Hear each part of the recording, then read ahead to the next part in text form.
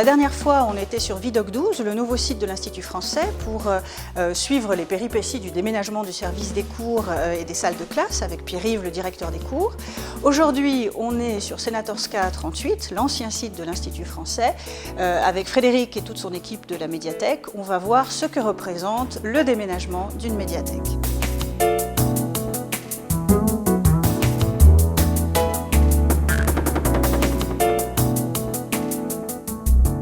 C'est quoi le déménagement d'une médiathèque?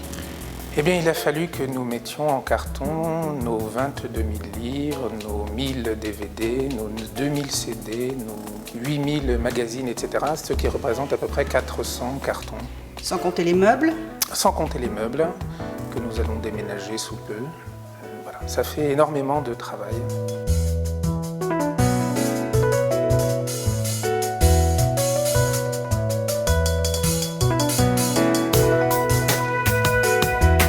Vous êtes en train là, de ranger les livres dans les cartons, il y a des étagères qui sont déjà vides. Vous faites donc ce qu'on appelle du désherbage. Le désherbage, c'est quoi? Le désherbage dans la bibliothéconomie, ce n'est pas du jardinage. Ça veut dire c'est une élimination de documents périmés, non consultés, abîmés. On les élimine de nos collections. Et vous en avez beaucoup à éliminer?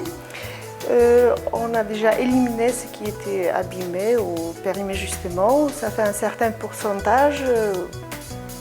C'est prévu dans les règles de la bibliothéconomie combien il faut éliminer. En principe, c'est la même quantité que les acquisitions.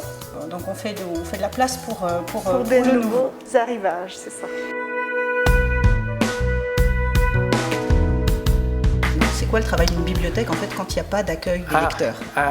L'autre côté du miroir, eh bien, c'est commander des livres, commander des DVD. On est en train de faire une commande de CD également.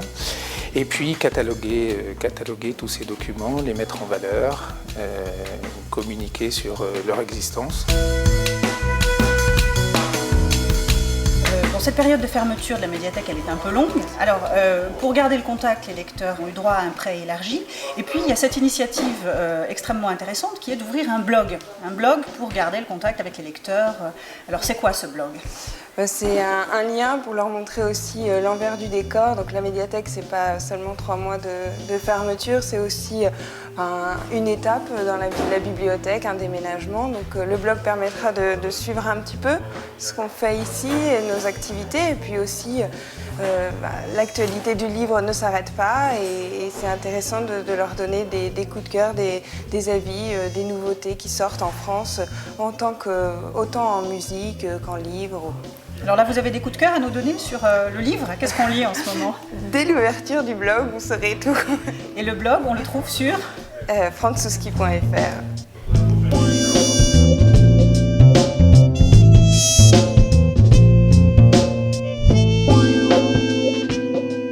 Alors, Vidocq 12, le bâtiment va être entièrement équipé en Wi-Fi.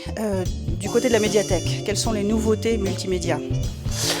Les nouveautés, les lecteurs auront toujours accès à Internet, aux postes de traitement de texte en français, etc. Je réinsiste sur l'existence d'une base de données qui s'appelle Europress. C'est une base d'articles de presse.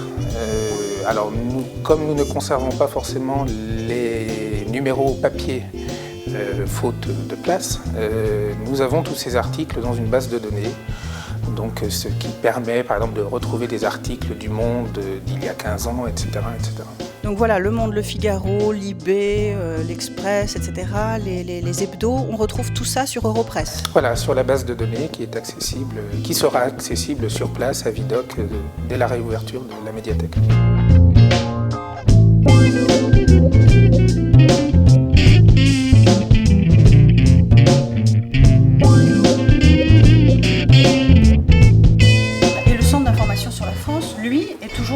Oui, il reste toujours ouvert. On est toujours disponible pour donner des informations pour ceux qui veulent partir en France, étudier en France, travailler en France ou même des informations touristiques. Donc on est disponible évidemment pas sur place puisqu'il y a les cartons, etc. mais par mail évidemment sur le site frantzouski.fr, toutes les informations sur le centre d'information. Le mail pour vous joindre, c'est donc info.francia@ifp.pl. quand est-ce qu'on peut venir vous retrouver? Quand est-ce qu'on peut venir rendre tous ces livres qu'on a pu emprunter le 31 juillet, qui nous ont tenus tout l'été, et puis maintenant on est un petit peu à court, donc quand est-ce qu'on peut vous retrouver? Eh bien, dans le courant du mois de novembre, nous ouvrirons nos portes, donc nos lecteurs pourront rapporter les documents effectivement qu'ils nous ont empruntés, et surtout emprunter toutes les nouveautés que nous aurons eu le temps de cataloguer entre-temps. Alors pour ceux qui pensaient que le métier de médiathécaire était un métier calme et tranquille, et bien maintenant vous avez vu la réalité des choses, l'envers du décor. Alors on récapitule, la médiathèque ouvre en novembre rue Vidocq 12, dans le nouveau siège de l'Institut français. Il vous reste peut-être quelques livres que vous aurez empruntés cet été, et puis pour le reste, bientôt en ligne le blog Rue des Lecteurs qui vous donnera toutes les informations sur l'actualité du livre, les sorties, les nouveautés, les traductions, et puis les coups de cœur de ceux qui aiment lire et partager.